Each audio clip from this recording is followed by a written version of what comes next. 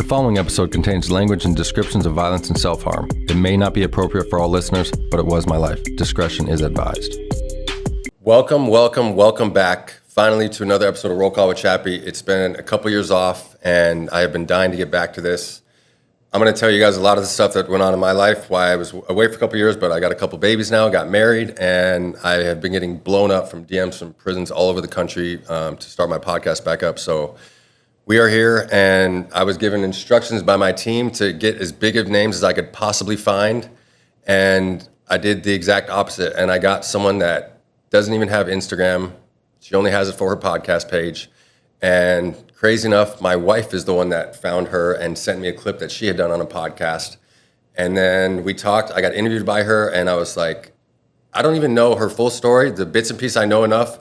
The second I was recording, I was like, I got to get Karber on here, and I'm dying to hear your story, and it's going to do so much for not only people in prison, but anybody going through stuff. There's so many people out here with the victim mentality. I can't even touch on all the points that we're going to help people with today, but thank you so much for being here. Welcome, Karber. And before I forget, please like, subscribe to the show, share it with your friends. It's easy and free to share the show. If you follow it, please like and subscribe it. Ann, thank you so much for coming here. Thank you, Peter, for having me. I appreciate it. And I thought a million times, I don't even know where to start, but if you could just give them a little crash course on what you do now, and then we'll redact and go to how you grew up and how you got there. Sure. So I'm an entrepreneur. I have a business that helps other small businesses with the logistics of what they do so that they can focus on their passion. And then I also do a podcast called Let's Get Naked, where we talk about everything surrounding vulnerability and all of the things that most people don't want to talk about. For me, it's a passion project and something that's powerful and extremely important. So I wanted to ask you this too, because a lot of people are at podcasts to make money and get famous and be popular. You want none of that. None of that. You pay for your own thing and don't even care about a following. You just want to get the message out there. You know, the feedback that I get from people is so powerful, it just feeds my soul. And so it's knowing that I'm making a change and an impact in their life and just talking about things that they say, fuck, you don't see anybody else that's actually talking about that, or me too, that happened with me. But where do we talk about the the gross underbelly side of what goes on in life, which is even in better. Everyone's life. I called you 2 nights ago. I was driving home from work, and I had the shittiest day I've had in a long time. I got 2 babies under 2 now, so I'm not sleeping, and I'm a very, very beyond active dad. Yeah. And I just had the shittiest day, and then I was driving home from work, and I got my 30-minute drive. And I was like, I'm going to put on one of Ann's shows real quick so I can just kind of learn a little bit more. I didn't want to learn too much about you, but just get more familiar before I interview you on Friday. Sure. And I put the show on. I don't remember the gentleman's name. What's his name? Was he Chris Foster Martin? guy. Yes, Chris Martin. Chris Martin. Shout out to Chris Martin if you listen to this. Yes. And 20 minutes into it, I was bawling. Yeah. I cried 2 different times. Yes. And I instantly went from what the hell was I bitching about today and complaining about and thinking shitty about when people are living like this. And the dude grew up like that from a child, and now that I have kids, I see how impactful that stuff is, and that's why I've had such a connection with you. I just want to dig into my past now more, and I feel like you're going to help me do that, and we can help other people do that, because I've been a ticking time bomb my entire life, psychotic, angry, even 10 years sober, I'll flip in 1 second, and I never cared. I always thought that was normal because that's how I was raised and that's how my dad was. And now that I know that that's not normal and you can actually fix it and change it, even if you're 40 years old, this is going to help me as much as it's going to help some other people. So, Agreed. For one, what made you start the podcast? Yeah. And then 2, let's get into your childhood right afterwards. Yeah. So starting the podcast, I've always been very anti-social media. It's not my jam. I'm more of a hustle hard. I'm not into TV. I'm into books. I'm that whole vibe. But in starting my new business about a year ago, I had a creative gal who's like, okay, we gotta have a presence on social media. And I drug my feet. And then I was talking with my husband about something, and he was kind of getting involved in that too, because he's in the same realm that I am as far as just staying away from it. And I was driving into the office, and it just hit me like a ton of bricks. Fuck, I'm doing a podcast now, because people have been telling me to do that for a long, long time, and I've just stayed away from it. But it was just something that the big guy said, that's what we're doing now. And I didn't know exactly what it was going to be until kind of sitting down and talking through and, okay, what does that look like? And vulnerability for me has been my superpower after I got sober 8 years ago and really realized that your emotions are actually meant to be a tool instead of something that you just fucking push down and try to ignore. And so, really being able to lean into that. I don't do anything half-ass. And so I'm all in. I talk about all the fucking things, and I encourage that from other people. And there's been so many brave people that will come on and share their stories as well from a place of vulnerability. It's not really The format of it isn't really interviewee. It's more coming from a place of just pure curiosity about what is it that makes up, what ingredients make up who you are, what your recipe is. And so it's pretty fun. That's what my show is going to be today, Yes. too. So like I said, your childhood, I just know bits and pieces and clips from your childhood about when you went on the ayahuasca journey and something happened to you as a kid. So I don't know. Just let's get into it. Yes. Give me a crash course on how your childhood was. Yep. So I grew up in South Dakota. I was one of 5 kids. Where? Like an hour outside of Yankton, like as far southeast as you can even imagine. Okay, my dad's in Sioux Falls and Baltic. So. Yes, then you understand. Yep, South Dakota. So I was one of 5. I was the 3rd girl, and right in the middle, I had 2 older sisters, 2 younger brothers. It was a unique childhood because we lived outside of a town of like a couple hundred people. I would describe our childhood as feral, just running amok, doing all the things. Okay. My parents just handed down the organized religion, shame, guilt, bullshit that they were fed, to us as kids. Moved to Colorado when I was 10, and as soon as I was 16, I moved out of my parents' house because they were very organized religion, and to me that just felt like everything against who I was. I got into a lot of trouble when I was a kid, started drinking when I was 13, and when I took my first drink, it felt like home to me. I had had some sexual abuse prior to that, quite a bit, prior to 13, and when I started drinking, it was not great. I put myself in other dangerous sexual situations, which just perpetuated the trauma on top of that. When I moved out of my parents' house, I moved in with an older guy who got married to when I was 18 years old, got pregnant when I was 18, moved to Arizona when I was 18. I knew this was going to be fire, Wow. Moved to Arizona, where I knew no one, and he was still into drinking and drugs, and now I'm an 18-year-old pregnant teenage mom with no support. It was a pretty savage, way to go. I did have my oldest daughter, and then a couple years later, my second daughter, because I didn't want my oldest daughter to be an only child. My first husband, was very mentally and emotionally abusive. He was also just a broken man. He had a really shitty childhood as well with, all sorts of things that I'm not going to speak on because that's his story. But yeah, so that was pretty savage. I got that completely wrong then. I would have thought that you were raised bad and that's how it happened. Your parents were like all about religion and you wanted to rebel against that? Oh yeah. Wow. Yeah. So for me, I was very rebellious. Just always that way, or did you have lack of supervision? Because I'm trying to dig on now and like find out why I turn this way. And I list all these parenting podcasts, and they say like lack of supervision when you're a kid gives kids anxiety, and then it makes them turn, act the way that we are when we're adults. It wasn't lack of supervision. My mom was a stay-at-home mom. They did everything right to what they knew how, but it was. For me, the organized religion component of it felt more like indoctrination because it was everything against what in my... That's crazy. It was probably just God's whole plan to get you off this so you could come back and do this now full circle and help people. Of course, which I absolutely believe that, right? Being able to speak honestly about that. So I found myself as the oldest 24-year-old on the planet. And after I started working, it was always what's the next job? I always had this hustle and this drive. I always knew I was going to live this big, outrageous life. Yeah. And so it was what's the next step? What's the next move? I split up from my first husband when I was 24, and I was the oldest 24-year-old on the planet with 2 little girls and just trying to work to make ends meet. How did you leave him with 2 kids? It was bad. Because I have 2 kids. I can't even imagine raising them without, I cry. I'm not even joking. Yeah. I cry all the time just holding my son. I'm like, I can't even believe single mothers have to do this shit. It's impossible. 2 great parents, then 1 works from home. I can't even fathom.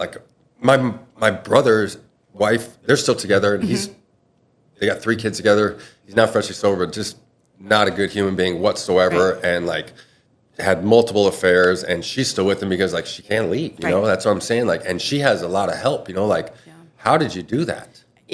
There's so many women that are in your exact position right now and praying daily for an answer or to get to way out. How did you do I'm it? scrappy as fuck. I just make it happen, right? I didn't have a plan. I didn't have anything. It was I found an apartment that I could get, if I signed a long enough lease, I could get the first month and a half, free or whatever that looked like. I just knew I needed to get out. It was really detrimental to who I am as a person to be just.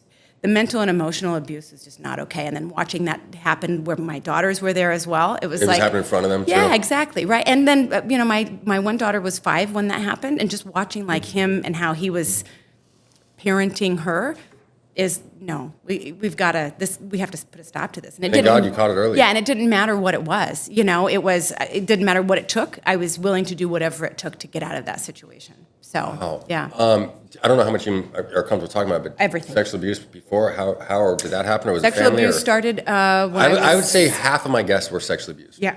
I of every woman that I know 2 women that haven't had some sort of sexual trauma. And when you tell men that, it's so hard because they just they can't get their heads around it. You know, it's like, put your daughter in that role, put your sister in that role, that's why to me it's so important to talk about this stuff, because it's not some like isolated incident. It happens all the fucking time, right? And so if we don't talk about it, how are people going to know to speak with their daughters about it so that they know what to look for? Because it isn't really the act of it. This is kind of my big thing is, it isn't the act of the sexual trauma, it's the shame that follows, because we don't fucking talk about it. We don't tell our girls, don't listen to what somebody says, you come to me immediately, we will fix this. Whether that's, you can't unring that bell, but getting help, rectifying the situation by, talking about it so that it isn't so shameful. So, for me, the earliest was when I was 8, and it just, I've kind of been doing a lot of unpacking over the last couple of years where it's like, oh, fuck, I forgot about that time, And I was going to say, did you remember, because I know you did an ayahuasca thing, because what's weird about me is I don't have very many memories of my childhood at all, and like, I thought I had a really good childhood, and then I literally, started doing a lot more of this research. I ran into a couple of my teachers, and they were like saying, I'm so glad you turned out this way. Like, we were so worried about you, and I knew, like, and they're like, I don't, verbatim, like, I don't mean to put it on your parents, but we always blame your parents. And I'm like, what the hell? But I don't know how I was raised. So, like, that's my next goal is to go do that stuff whenever I have some free time, because I have 2 newborn babies. Well, and let's talk about that after this too, because I'm telling you, I can give you some information that will just help that stuff come up, right? Because we just spend so much time pushing stuff down, and I'm not going to feel that, I'm not going to deal with that, especially men in our age group, where you were raised not to be a pussy, don't cry, I'll give you something to cry about, not to process your emotions. Our emotions are actually that's our superpower. We're supposed to be in tune with our emotions, but men don't know how to process them. So something comes up for you and men turn it into anger and rage, which is why you feel like, I'm going to fucking rage. It doesn't matter how sober you are, it doesn't matter how whatever. If you're not emotionally intelligent enough to be able to understand what's coming up for you, you're just going to continue to add to it. So it's literally, there's things that you can do that are simple steps of like, okay, just staying open and being willing to release stuff as it comes up. And for me, I didn't remember my childhood either, and it fucking comes up like helium blooms out of a fucking pool now, right? It comes, and you have to be willing to feel it, because I didn't feel the emotion of it when it happened. I pushed it down and said, I'm fine, it's fine, everything's fine. Well, I'm here to tell you, it's not fine.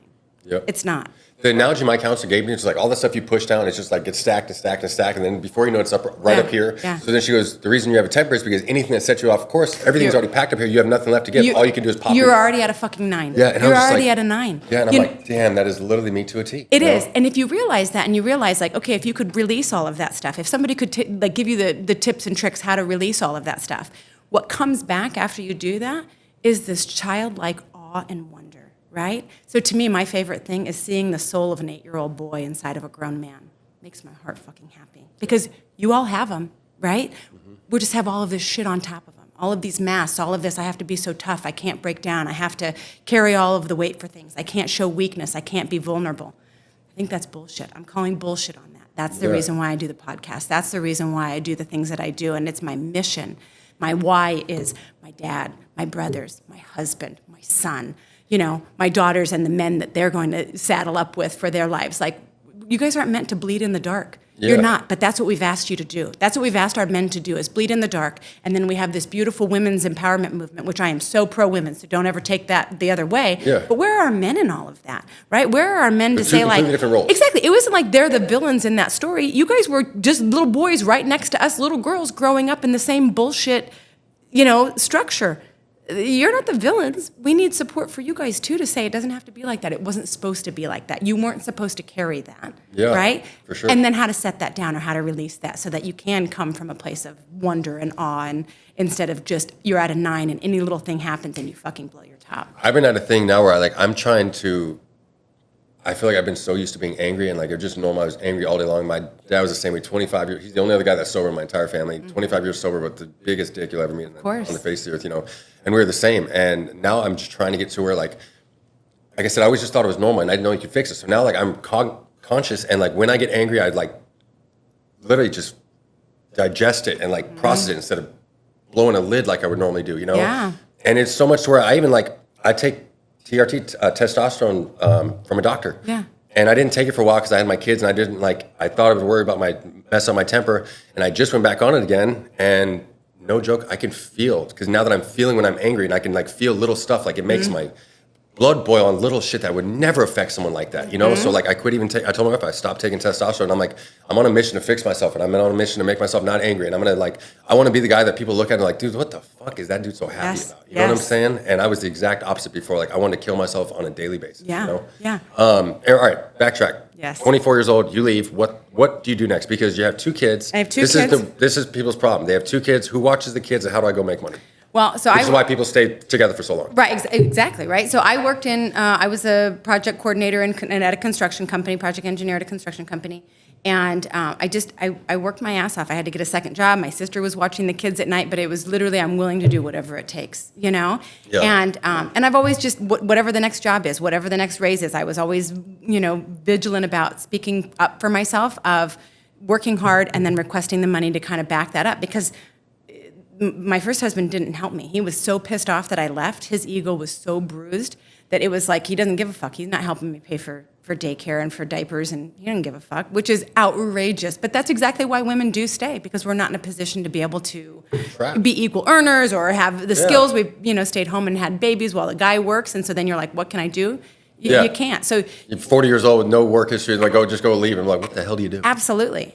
So for me, it was just what the industry that I was already in. Just okay, what's the next thing? What's the next thing that I'm going to do? And if I needed to get My a second point here is job, that there's always a way. There's always a way if you figure it out. There's always a way. 100%. I'm scrappy as fuck, and so I have literally jumped before I've looked a bunch of times. That doesn't always work, but you know what? I'm not afraid of failure, because failure is just part of life, and that's how we learn. And I think people need to, should really embrace that more. Of failure is part of it. Like, figure out, and also rely on people for support. We're so in this bubble of like, you have to have everything figured out yourself. No, you don't. I was messy as fuck. It was like, I needed help from my sister. I needed help from my friend. I needed help from whoever to be able to pull that off and make it happen, and then just get skinny. I mean, it was ramen noodles and whatever it took to make that happen, but it was better than going home to somebody who was just an asshole to me and horrible to my daughter. So, yeah, absolutely. You just do what you have to do, but don't be afraid to get out there and do it. For sure. So when did you start getting some wins? After you left at 24 and start working, when did you, you're in Arizona, start, because I know you became successful. When did you start, stuff start looking up in your life? Yeah, so I got a new job after that one, where I was a project engineer for another construction company. I moved my way up in that company to kind of make more money. I had met How do you do that in a male-dominated industry, too? That's kind of crazy, I got a pretty big dick. Yeah, I mean, yes, I've always been more into my masculine energy than my feminine energy, and so I've always been in construction. I've always been in male-dominated industries. I'm dying to meet your husband. He's got to be quite the character to take on a he's woman amazing. like this. He's amazing. For sure. I was a project manager at the Cardinal Stadium when they were building that for the construction company that I worked for. It was pretty fun. And then when my husband and I got together, he's also in construction, and we decided we wanted to start our own business together. And so he handled the... You guys met in the same at the workplace? Yep. Cool. So he handled sales and estimating, and I handled the operations and administration side of it.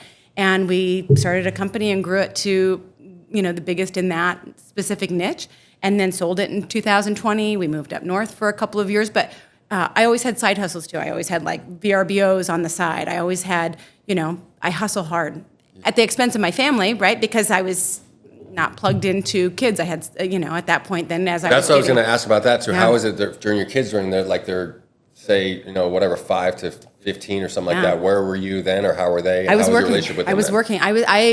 I numb with work. I'm a workaholic. And so one of the ways that I do that is, money was always freedom to me, because I grew up very poor. And Same just thing, getting out from that, money always equaled freedom. And so I have an unhealthy relationship with money that I'm People also working say, on care right about money now. way too much, Yeah, yeah. I'm working on right now. But so I had help. I had who I call my life wife, who basically raised my kids. She was a nanny for my kids as they were younger, as I started having more money and more success. Yeah. And now she's still with me, and she works at the new business. I don't have any little kids anymore, but. So I paid people to raise my kids, and I was there, but I wasn't present. I drank all the time. I was in an industry where, we're entertaining clients, and you got to be able to hang with the boys. I can hang with the boys. I don't think my husband realized when I was drinking is I would drink to blackout a couple of nights a week, But I was fine. Like, I was still functioning. I was the life of the party. I was the one that was always the life of the party. So when I quit drinking, it was like, oh, everyone was bummed out about it. I'm like, you don't understand. I was wrecking my life. Yeah. You know, I got to this place where They just see the fun part. they just do. They just see the fun part. They don't see. Oh, we were just having so much fun last Friday. Exactly. What happened? Yeah. They don't see the ugly parts of me not completely. What plugging exactly into made my you quit kids. drinking? I have a sister who was 18 months difference from me, and she passed away unexpectedly in a really tragic way. And it sent me off the rails because I was raised in a way where I didn't deal with my emotions either. Again, I have 18 months. yeah, she was giving birth to her fourth child. They lived in a wall tent in some fucking weird community in Tennessee. There was some midwives in training that were responsible for a 39-year-old woman fucking giving birth outside. Like, I can't even get my head around it. And she died. They didn't get all the placenta out. It didn't go well. I didn't get to see her. Like, by the time I could get there, she was already brain dead and didn't make it through the night. So I didn't know how to deal with that grief. I had never processed emotions. I had always been somebody that was a number anyways, right? I numbed with alcohol. I numbed with work. And it sent me off the rails. And I spent the next 18 months to 2 years ruining my life. Ruining my life. How old were you then? 37. Okay. 34. And sorry, excuse me, how long was that? 5, 10 years ago? You're 8 years sober now, so what, 10 years ago probably, right? 10 years ago. Well, 8 years ago. I guess maybe I was 39. I was 39. Okay. So, yeah, she died when I was 37, and I got sober when I was 39. So, yeah, it just sent me off the rails. I didn't know how to fucking deal with it, you know? So my family's completely, I don't know how to plug in with them. I don't know how how was your home life with your husband, and how did he deal with that shit with you? How did he deal with you, for those 18 months, 2 years? Probably just ignored, like... Shit, she's home. Exactly, right? That's what it felt like, It wasn't like we didn't have a relationship then. We were working. I'm a ball buster, right? So if you can imagine, like, coming to work with me and I'm busting balls all day, and then, like, at night you want to come home and, hey, you want to be sweet and cuddle up on the couch? Wasn't happening, right? It's one or the other, right? You don't get to have both. And so I was just melting down. I didn't know how. I still ran my business. I still functioned. I still did all of that, but I had a refrigerator in my office where I would start drinking after I felt like it was okay in the afternoon to get to that point. 4 or 5 o'clock. Exactly. I would pour roadies on the way home. It was terrible. I would, I remember one Mother's Day where I was like, you know what, I'm just going to go to the casino. And that's where I spent Mother's Day, because I would go play blackjack and just drink myself to an oblivion. It's crazy how different alcoholics drink, right? Oh, like, fuck. Back when I drank, when I worked at first, I was the same way. Like, if it was like a Thursday or Friday, I knew we were doing happy or something like that, I'm like, I'm going to try and sneak a shot or something at work at like 4 o'clock, so I can get a little buzz, then get a roadie on the way home, so I'm buzzed before I even go out for, you know what I mean? It's like... Yeah, I didn't even care. I remember pouring into a red Solo cup, and then I would pour a second one in, and you only could get like half of the second one, and so I would down the second one. And that was after I'd already had a couple at the office. And then I was a daily drinker, and a lot. And then I started abusing prescription meds with it too, because of I couldn't function after my sister passed away. I just, the grief, I didn't know how to process it. And Same way. so I just didn't. And so then, abusing prescription drugs and alcohol on top of it, I'm lucky to fucking be here. Did you ever, did you experience withdrawals from that? Did you get, strung out on prescription pills? Because a lot of people do that, and they don't even realize that's the same thing as heroin. Yeah. So they'll take them every day, and they don't realize, holy shit, I'm withdrawing from these when I get off them now. They have no idea it's literally heroin. No, I don't know how. I don't know that it was like that. But here, if you miss a day, you'll go on a withdrawals or something like that. Yeah, if you're yeah. just popping them every 4 days a week, you're not gonna. Exactly. Right? Yeah. So it was more like that. Okay. 4 days a week, and then my sleep number was a couple of Xanax and a couple of bottles of wine. And that's the shit you're not supposed to mix or you don't wake up kind of stuff. And so it just got to the point where I couldn't do it anymore. How did you get sober? I went to rehab. Okay. Yeah. Inpatient? Inpatient. Yeah. Did you do? I know they don't like to say it's anonymous. Did you do the AA way? And I'm like this. I got sober AA. Sure. My dad's AA. Yeah. I don't go to meetings anymore. Yep. And here's the deal. I'm a firm believer is not the only way, but AA I think is the best way to get sober. Sure. Once you get sober, you got to do more though. There's so many guys in there that have years sober and have done nothing else to fix themselves. They're just white knuckling it. Yeah, they're just white knuckling. It's like it's not just about not dry drinking. drunks. Cool. You got 25 years sober. You still cheat on your wife, and you're a dickhead. No one wants to talk to you. What the hell does that do? So you have to be willing to look in the mirror and unpack the tough shit that went into all of that. Which is why I wanted more. So I'd rather go see a therapist or something than go to a meeting or something like that, because I hear the same bullshit. As long as I have the gratitude and grateful to remember where I come from. The other stuff does a lot more. So did you do meetings or anything when you got out, or just kind of had enough? I did, but not a bunch. AA never really resonated with me. Mm-hmm. The actual steps did. Hey, acknowledge you're a piece of shit, right? That was a big one for me, being willing to make amends, being willing to really do a daily inventory of things so that you're not continuing to cause wreckage in your life. But yeah, it wasn't for me. It wasn't a big thing. I did, enough meetings for me. Yeah, for sure. I know some people that are very much into it, and I respect that. Whatever way you need to. For me, it was more I need to get curious about why the hell I drank, because it wasn't. I found out when I was in rehab, it was very therapy forward, and I realized a lot of the stuff that happened to me when I was a child. You don't just go, oh, it's fine, that's fine.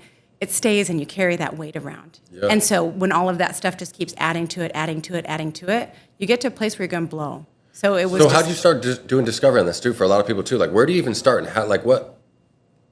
After you get sober, how do you start digging in the past too? Because I need advice on this too. Like I don't know where to do. All I know is I want to do the ayahuasca stuff, and I know there's some shit in my past that I want to figure out and find out, and I always say, like, I just want to make myself a normal person again, Yeah. you know? Well, the things that I learned is stop putting shit on top of it, stop numbing things and not dealing with it. So as stuff is coming up, when you're talking about, I'm crying, I got emotional, allow that to happen. Allow yourself to feel those things and then get really curious about that, For me, I think we're in such a society where it's like the scrolling, the TV, the constant distractions. Put that shit down.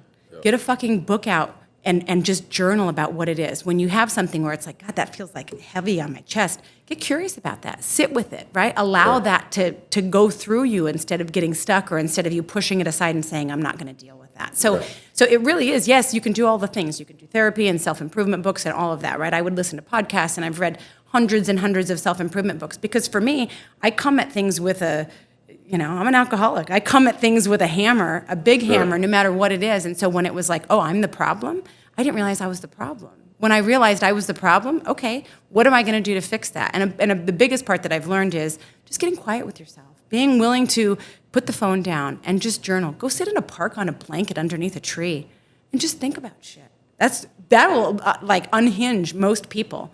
Because you're just not comfortable with yourself, right? Yes. Because we are in a society of just distractions and numbing. And numbing, yeah. I was just saying people numbing numb. too, You can numb it. with anything. Food is a big one. Alcohol is a big one. Instagram, drugs, anything. work, scrolling, TV. I mean, it's like there's distractions everywhere, and most of them completely socially acceptable. If you look at alcohol, to me, it's so funny because it's like I used to get shit about like, why don't you drink? And I would always turn it around. Why do you drink?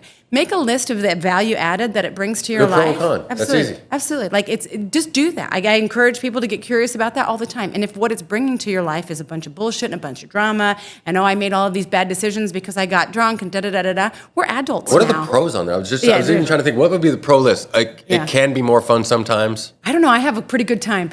I thought when I quit drinking, I was skipped like, the whole drinking phase. Like, I did drugs and then got out of prison and like, trust me, I did my drinking phase for 9 months when I got out, but like I didn't drink like normal. Like we would just go to the thing, I'd do shots, blackout. I'd never liked the taste of alcohol, and like within 9 months, I love to drink. I caught an assault case, overdose, and I was like, oh yeah, I'm done with this drinking shit. I love to drink. I wanted to prove that I could drink normal, It was a really good friend to me. It was a really good friend, and I was good at it. But and so when I quit, it was like, oh, am I going to have all of this fun? Am I still going to have fun to be able to do that?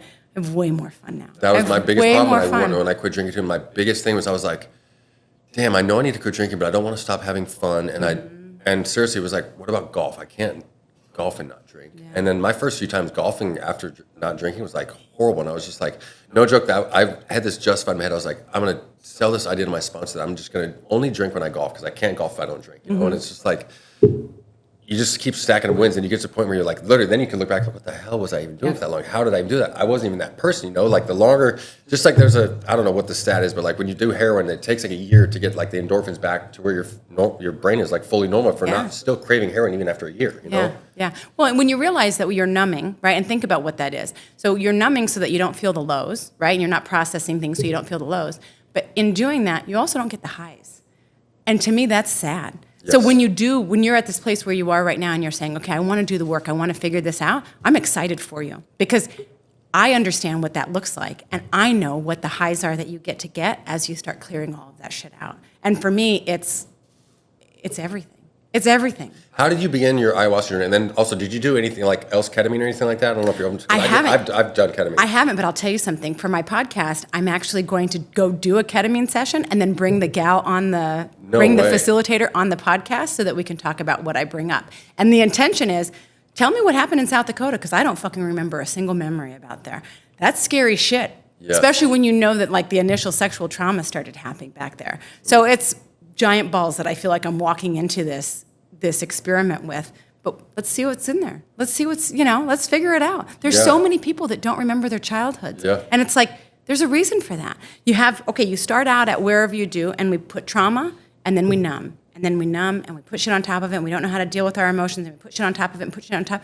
I know so many men that are 40, 50, 60 years old, they don't have any fucking feelings left. There's no any of that. When I started working with my husband, it was so funny because this is like a year ago, and he calls me and he says, I just walked into Shields with a sense of awe and wonder that I cannot fucking remember ever having. I'm like, that's the 8-year-old boy, welcome. Like, that's a real fucking thing. You just got to be willing to get the other shit off on top of it, It's not about adding stuff. People think like the work is, I'm going to add all of these things. It's not. It's about taking away, right? It's taking away the masks and the filters and the numbing and the shit that we put on top of that 8-year-old boy, right? Yes, absolutely. Yeah. So for people that want to do this, what is and I'm asking for myself again. Sure. How do you even begin this ayahuasca thing? Where do you get it? And what does this whole process entail? Yeah. So for me, I went... And what did it do for you? Yeah. So for me, I went down to Costa Rica.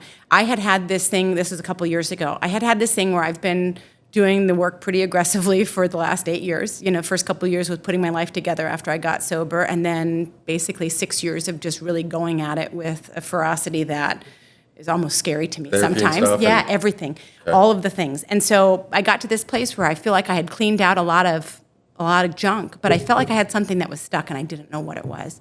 And going into, I knew I wanted to be able to hold space for other people in whatever capacity that was. I didn't know, but that was just kind of what was, what I felt like I was being called to do. And I needed to clean out whatever that was. And so I had done some research and heard about ayahuasca from a couple of different people, heard a couple of podcasts where people had done ayahuasca. I'm like, maybe that's what I need to do. So I found a place in Costa Rica and went down there, and holy fuck. I mean, that... Don't leave any parts out. I want to hear this entire thing. It blew my doors off. So, that's what I've heard. Yeah, so the first time that I did it... And real quick, not to cut you off, but the reason I say this is because in prison is full, 99.9% of people are in there that like... You'd think I grew up like in Beverly Hills. Yeah. You know what I'm saying? And like they think that they're doomed. They've always had that shit. They're always going to be that way. So like, I want them to list this and think, holy shit, I can get out and fix what's inside me. And I can go do this. Like, no matter how you were raised or what no parents you had or anything, like, we can fix it all. So that's why I'm dying to hear this stuff. No, we can fix it all. And you have the power to do that. I truly believe that. So for the ayahuasca thing, the first night that I did it, I started like seeing this stuff, and what ended up coming up was my first husband's face, clear as fucking day. So you're in there, and it's all of this shit that's happening, and then clear as day, it stops on his face. And I thought, oh my God, I had never really dealt with that trauma. I was with that man since I was from 15 to 24, and then we had a really ugly divorce, like police involved, like it was a really fucked up situation. But I had never processed any of the trauma associated with that. So even after I got sober, I had worked on all of the trauma that when I was a child. I had worked on all of this other stuff that had happened, but never really anything associated with him. And it just kind of like showed me the way of, that's the work that I need to do. But the shaman that was there that was holding space, and the other facilitators that were there did this thing where I literally felt like from the top of my head, this octopus was being pulled out. I'm just using words that is like the best that I can that are close to it. But it literally felt like something was being pulled out of the top of my head. And after this whole thing happened, I just went limp. And are you laying there? You're laying there. You're laying there. It's a whole thing. You're in a semicircle. I was with, I think, like 7 other people. So you're laying there, completely went limp. I look up. The shaman is there with the feather and smoke just like at the top of my head, which just blew my mind. There's a angel woman that was also holding space that was singing really quietly. I'm like, holy shit. And we were in there for, 6 hours. This whole process took. I'm talking to the people the next morning, and everyone at breakfast is going around sharing about what their experience was. And I said something about, I cried a couple of times. And the one lady that was next to me during the ceremony looks at me and she goes, you were sobbing for hours. I just had no fucking idea that I needed to deal with any of that stuff. But I cannot tell you how much. And what is it? They just do the smoke and then just stuff starts coming out? Yeah, but it's a whole thing. So you take the ayahuasca, then you're in there. That just happened to be like when they're holding space. Okay. That felt like they were literally pulling something out of me that was just in every crevice of who I am. I mean, it felt like it was coming out of my toes, out of my fingers, like that whole thing. But I knew that it was that whole experience with him because there was so much shit that happened. And coming back, it wasn't like, oh, that's done, I don't need to deal with it. It was like, okay, that's what I need to unpack. It showed me the way to the work. That I really needed to feel the things that I should have felt with him, the stuff that I should have done. I was just a little girl. When you put things in perspective and I look back at my daughters at that age, and say like, I was 18 years old, pregnant with an emotionally and mentally abusive motherfucker. And that went on for 9 years, because I felt like that was the out. When I moved out with him, I felt like that was the out from my parents' house. It's like, what is that saying, from the pot to the frying pan or whatever the fuck it is. One's bad, and the other's bad too. So just being able to like process that, and then coming home and just journaling about it, talking about it. So it was just a one-day thing? I was down there for a week that we did it. It was a 3-day situation, and it was wild. What did you feel afterwards? Is it like, would it help something like my anger stuff, you think, or is it like... absolutely. Really? Oh, absolutely. I highly recommend it. But also there's other things that you can do with your anger, right? I mean, I would love to talk with you after this just about, the allowing yourself to feel the things, the allowing yourself the space to not react, to respond, right? When something pisses you off, do nothing. Get curious about it later, right? If you're not in a position to like drop what you're doing to get curious about it, put a note in your phone, and then later that evening when you have a pen and a paper or whatever it is, why did that make me feel that certain type of way? Because all you're doing right now is learning about Peter, right? Yeah. Like that's all you're doing. You're on a fact-finding mission of why did that make me feel a certain type of way? And if you allow it to come up and you release these things that are stuck, it starts coming up in such a powerful way where you realize, okay, I know what to do with that, and just start like collecting tools of how do I process that, right? You know what's crazy is like now that I don't care. I'm just like different. Now that I have kids, like I used to just fly off the handle like anybody, drive 100 on the freeway like all day long, and now it's just like I'm so paranoid of screwing something up with my kids. Well, you don't want to model that behavior for them. Yeah. You don't want to pass that generational trauma down that your parents handed to you. And you know what? They didn't know any fucking better. They didn't have the internet. They didn't have therapy. They didn't talk to each other about stuff. Where do you stand on this? Because I think about this, especially right now, daily a lot. And it's like, where do you give them grace? Because they don't have the technology and the shit we had, and they were just literally... My dad was just raised me the way he was raised. So like, how can I really blame him? Where's the line of grace? And then where do I say like, no, they should have done better, and I'm owed an apology or something like that. Instead of like, I don't know if I told you this, but I've always had the mindset like I apologize to my family and my mom and dad for going to prison for 12 years 100 million times over, and just the little bit of stuff I've learned now, I feel like they should have apologized for sending me to prison. I was headed towards something like that. Right. Well, here's the problem with that. If you have expectations that they're going to apologize to you, you've given your power away. Good point. They're never going to apologize to you. You don't need an apology, right? Who says Peter needs an apology? My ego. Exactly. And the ego's the bullshit, right? You don't need an apology. You know your truth, right? You understand that. Where do you show your parents grace? All the way around. Doesn't give them a pass for the fucked up stuff that they did, right? Yeah. But it's grace and. Because do you have any relationship with your parents? I do. See, I have zero with them. I do. It's taken a long time. It's taken a long time. I spent a long time without that, and we're not close. But I show them grace in the way that I don't think that they're psychopaths. Yeah. You know what I mean? If you don't mind me asking, did you reach back out to try to like get a relationship again, or was it them, or? Just because of my closeness with my brothers, it never was not, right? Gotcha. So like when I would travel up there, I would see them, but it wasn't, I didn't show them grace for a long, long time. That was only within the last couple of years. And I'm not showing them grace for them, I'm showing them grace for me. Yeah. Forgiveness isn't for the other person, it's for you, right? And so you have all of this anger associated with this. And I could tell when we were on my podcast, I can feel your anger under the surface. Like it is savage. You think Imagine me on a prison yard. Oh, exactly, right? Exactly, right? But I'm telling you, my husband spent a lot of time very angry too, and the amount of progress that he's been able to make just in these things that don't cost anything, right? But it is getting curious with yourself, figuring out, okay, what does that look like? Where does that feel like? What is that emotion? Identifying it so that everything doesn't just come to anger and rage. Realizing nobody owes you anything. If you feel like something is the anger towards your dad or whatever, you're just giving your dad the power. Don't do that, right? Like, it doesn't matter what he does. It doesn't matter if he ever fucking comes to you and says anything or takes accountability for it. Your peace is not hinged on that, right? And once you kind of take that power back and realize that you have the control to be able to heal the parts of you that were wronged, right? Because you were. You can look back at that and say, there's all this fucked up stuff that happens. I agree. Me too. Same, right? All of us have whatever kind of trauma and fucked up stuff that happened to us, and I can come from this place of, fuck those guys that sexually assaulted me, fuck this, fuck that, I was wronged, I was this. Or I can say, you know what? Right? We talked about this on my podcast where it was like you were accused of something that happened to me as well. That guy's not the villain in my story too. I'm not giving myself a pass in that, but I'm also not holding him accountable to that standard of stuff. Shit happens, right? You get to put how much weight on it you want. Yeah. Right? Damn, that's crazy. Yeah, it is. So it's like when you're angry at stuff that happens, it's like, for what? Can we talk about a little bit more about breathwork? Like this is, I feel like this show is just going to help so many people in there too. And like there's so many avenues that people in prison don't even know that we have when they get out. Too, you know what? Here's the thing that I would suggest too, and I don't know if this is even possible, but being able to bring breathwork to the prison system. I'm your girl. I'll fucking figure out how to make it happen. I'll pay for it. I don't give a shit, right? Like that breathwork stuff that. It's so powerful for the trauma. You might be joining us in Rampage Jackson up in Salinas. I'm 1,000% in. Like it's so powerful. We're going to the big, just so these kids know, like I don't go to the minimum security yards. I asked, when we got done at the big yard, he goes, where do you want to go next? I said, what's the most gangster yard in California? I'm in. So it's Salinas, the big maximum security prison. I'm in. You know, the breathwork stuff, just so for people that don't understand, breathwork is a whole range of things, right? It's, yes, we're doing box breathing, and breath is so important, but the somatic breath that you do where it really pulls up trauma, where you're really going deep into a session with someone, with a facilitator.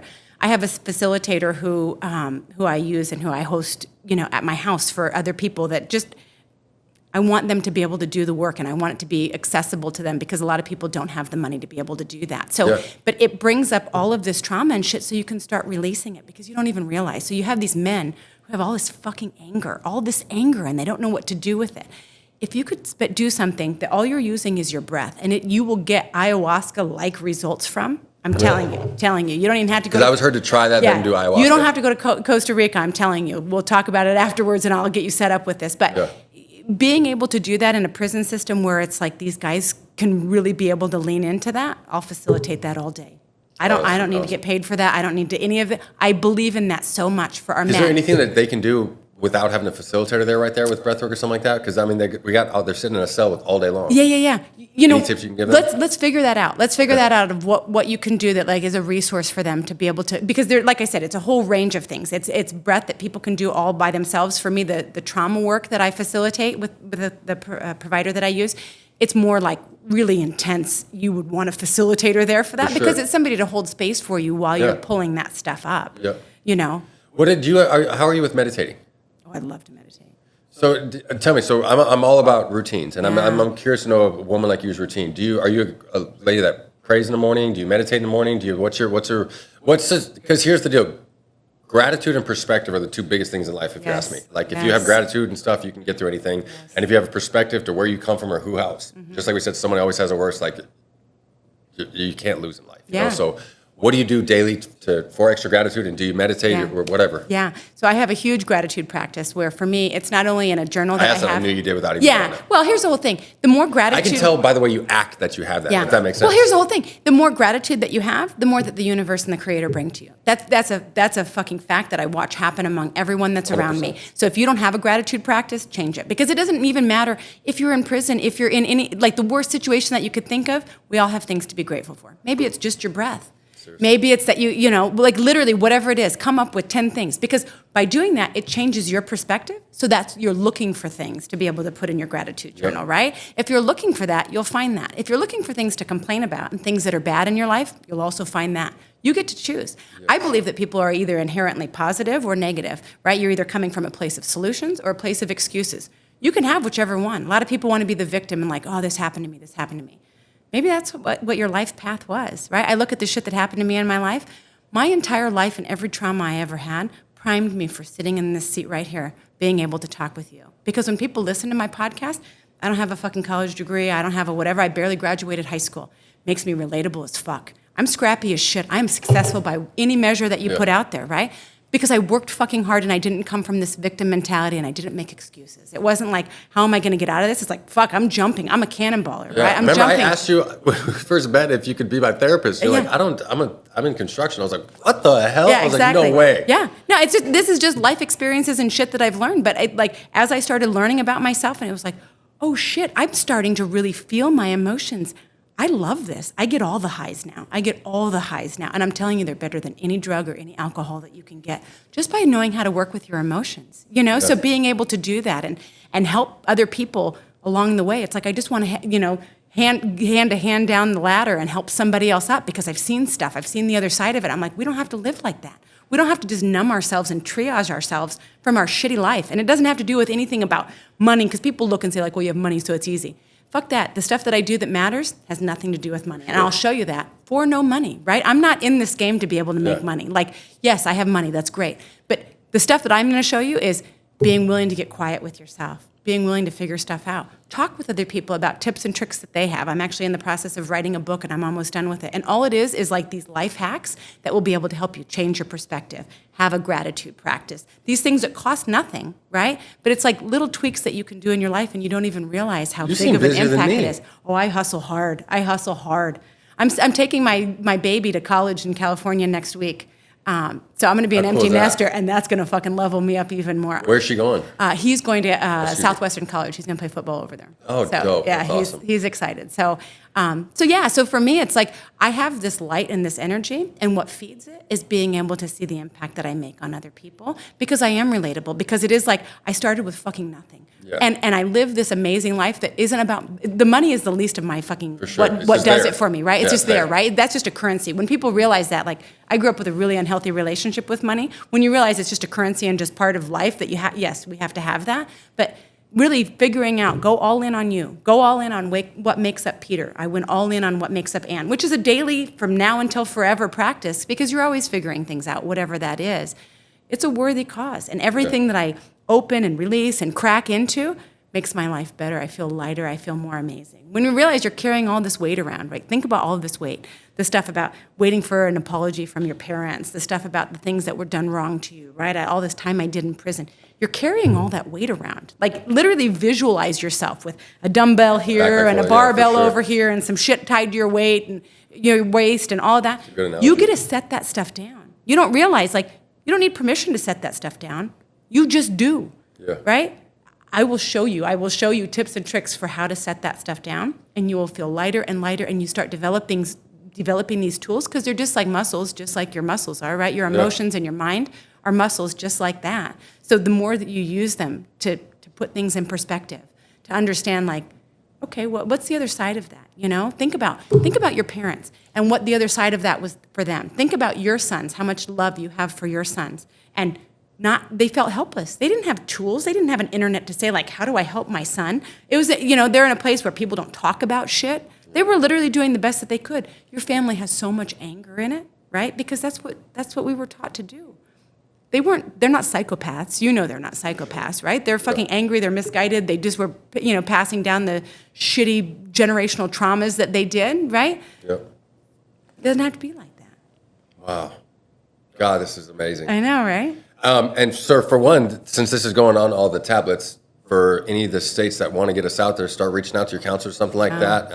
I get DMs probably 10 to 20 every single day from people in prisons all across the whole country to start getting our stuff out there. So start wrapping this up. Give me some, I just want your knowledge in prisons and these guys to just feed off this shit. You know what I'm saying? Like, you're just amazing. Yeah. Last little bit of advice. What would you give to some guy that's sitting in a prison cell right now that wants to get out and change his life, but he's, for one, grew up like shit. Yeah. He was probably molested or something like that, has no family, getting out with nothing, has no idea what the hell to do, and hates his life. And he's like, all you want to do is get out of prison, but you have no plans after that. You know what I'm saying? And God knows where to even start. When you get out of prison, you can't even start thinking about unpacking trauma. All you're doing is like, what the You're just trying to survive at that point. You're just trying to survive all right, now I got to make $15 an hour or something like that. And then it's like, holy shit. And then it's like, I had to start paying $100 a month rent. And I was like, fuck, $100 a month. I know, right? You know what I'm saying? And it's like, I got a $6,500 mortgage now. You know what I'm saying? It's just like, but it's levels. You got to like level all the way up and stuff. So I'm going to start doing a thing where I want my guests at the end of the show to like give like 30 seconds or 60 seconds of anything inspirational to dudes in prison. Some of them may not be getting out, but just how to have some extra gratitude, some that you could use. Yeah, I think having a gratitude practice is the biggest part of it. Whether it's a journal, whether it's something where you're just naming those things when you wake up or when you go to bed, if you're looking for things throughout your day. And again, I realize you're in prison. I've been in the fucking bottom of shit in life. Finding gratitude brings you more things to be grateful for, right? Journaling, huge. Journaling for me, of everything that I've done, all of the self-improvement, all of the therapy, all the plant medicines, everything, journaling is huge because you get curious about who you are, right? We've been conditioned to have all of these things that are on top of us, either from society or from religion or from your family or whatever it is. None of that, it doesn't have to be your truth. What is your truth, right? When you realize that we're just stuck with all of these limiting beliefs and you can just set those down, those are like handcuffs that aren't fucking locked, right? Literally. So it's like, why do I think that? Let me get curious about that. And it's like, I don't that doesn't resonate with me at all. Go ahead and just set it down. When you realize that you have the power to do that, anything's possible. I feel like Superwoman when I'm fucking processing my shit, but it is, you have to be willing to get quiet with yourself. And you can't do that if you're making excuses or you're being the victim. Because we're all just living this life, this human experience. We're all here for whatever purpose, for whatever reason. I'm not gonna go, oh, woe is me because I got sexually assaulted fucking over and over and over again. How can I make that mess my message, right? That's it. We're all in shitty fucking places. What are you going to do about it, right? Yep. I always say, like, and then what happened? So when someone comes to me and says, like, but this happened, and I'm like, okay, and then what happened? Don't get twisted up in that. That's just part of your story, right? That's just part of your story. Don't get fucking twisted up and hung up in expecting an apology or expecting something from someone else. Everything that you need lives inside of you. You don't need anything from anybody else.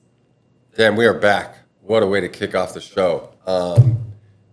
First off, don't forget to go buy my book, Against All Odds, and thank you, Ann, for being here. You're going to help so many people. I'm excited for this to release. Just thank you for your time. Don't forget to like, share, subscribe to the show. Go follow Ann Karber. Hell Has an Exit podcast. Ann Karber. We're going to probably talk her into getting her own Instagram page hopefully soon. Let's get your naked message is so podcast, powerful. You have to have something like that. But go literally listen to her podcast. It is nuts. Thank you and love you guys.